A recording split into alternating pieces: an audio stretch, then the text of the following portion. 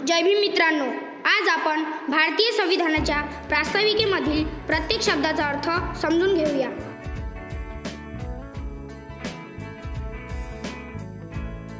स्वातंत्र्यापूर्वी आपण एकत्र नव्हतो, विखुरलेले होतो. संविधानाने मी ला आम्ही केले.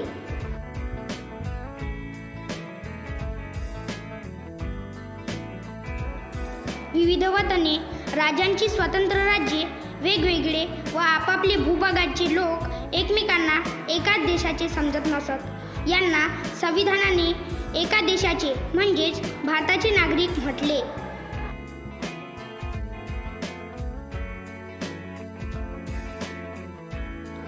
आपण आपल्या देशात आपल्याला योग्य वाटतील असे निर्णय घेण्यास स्वतंत्र आहोत.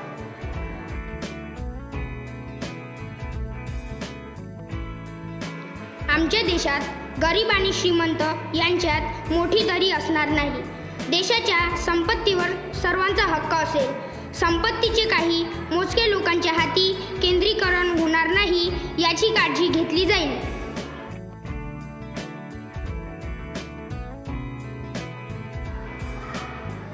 विविध धर्माचे लोक असणारा देश चालवताना मात्र शासनातील व्यक्तींना काम करताना कोणताही धर्म असता कामा नये.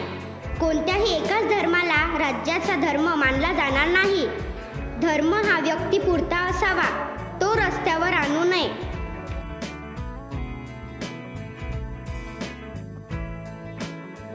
लोकांकडून म्हणजेच मतदानाद्वारे निवडलेला प्रतिनिधी या राष्ट्राचे काम पाहिल.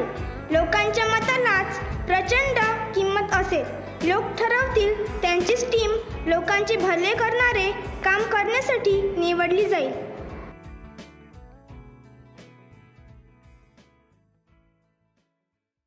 वरीलप्रमाणे असणारा असा देश निर्माण करण्याचा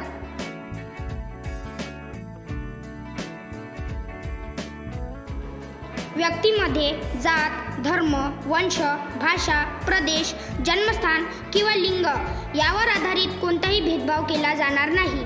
माणूस म्हणून सर्वांचा दर्जा सारखाच असेल. अस्पृश्यतेसारखी बहिष्कृत करण्यासारखी परिस्थिती निर्माण न होऊ देणारा.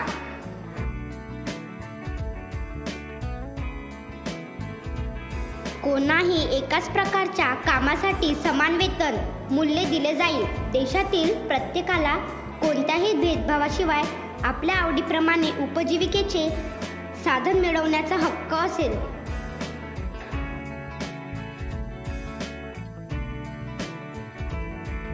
लोकशाही प्रक्रियेत महिला, पुरुष व अन्य लिंगीय व्यक्तींना व प्रत्येक घटकास निवडणूक प्रक्रियेत आपला सहभाग नोंदवता येईल व त्याला त्याचे मत देण्याचा व निवडणूक लढविण्याचा अधिकार असणारा.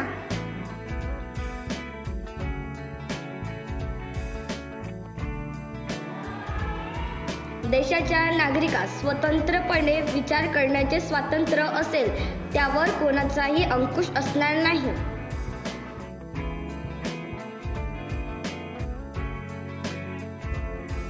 प्रत्येकास आपला विचार मांडण्याची मुभा असेल. विचार मांडताना व्यक्तिद्वेषी विचार नसतील तर त्यावर कोणाचेही बंधन नसेल. लिहिणे, बोलणे, सादर करणे यांचे स्वातंत्र्य असेल.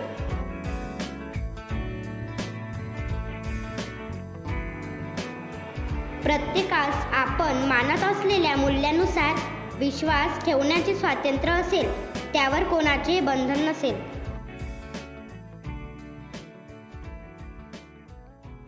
प्रत्येक व्यक्ती कोणत्याही धर्मावर श्रद्धा ठेवू शकतो व त्यानुसार उपासना करू शकते. धर्मांतर करणे, धर्म स्वीकारणे वा नाकारण्याचा अधिकार प्रत्येक व्यक्तीस असणार आहे.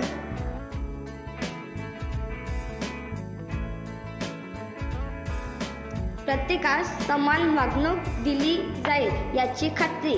त्याचा अपमान होणार नाही अशी व्यवस्था. कोणासही आपला दर्जा उंचवण्याचा अधिकार असेल.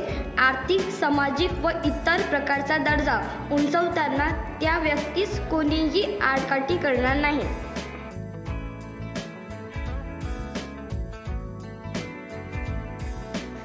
प्रत्येक नागरिकास समान संधी व समान काम मिळेल याचे नियोजन असेल. कोणत्याही कारणाने कोणास संधीच उपलब्ध होणार नाही अशी स्थिती राहणार नाही. लोकांना आपली प्रगती साधता येईल.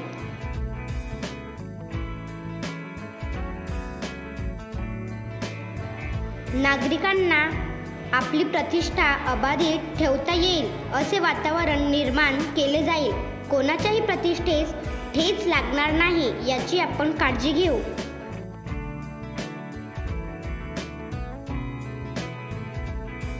राज्य, भाषा, वेश तसेच राज्यांचे सीमावाद सामंजस्याने निकाली काढून देशांतर्गत फूट निर्माण होणार नाही याची काळजी घेतली जाईल.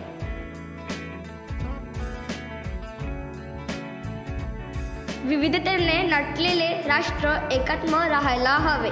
आम्ही एकमेकांमध्ये इतके मिसळून जावे की एकापेक्षा दुसरा वेगळा आहे असे चित्रही न दिसावे असे आश्वासन मिळावे.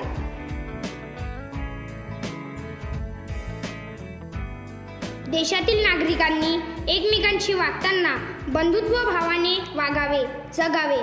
प्रत्येक व्यक्ती आपलाच आहे ही भावना निर्माण व्हावी.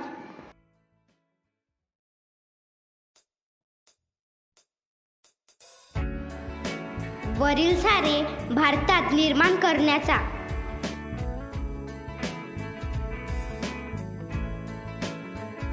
मनामध्ये पक्का विचार करून ठेवून मनात नक्की करून आमच्या संविधान सभेत आज दिनांक 26 नोव्हेंबर 1949 रोजी याद्वारे हे संविधान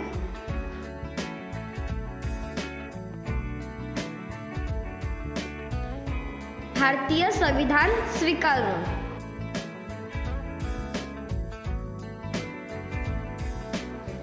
या बाबतचा नियम कायदा बनवून स्वतः प्रत अर्पण करीत आहोत.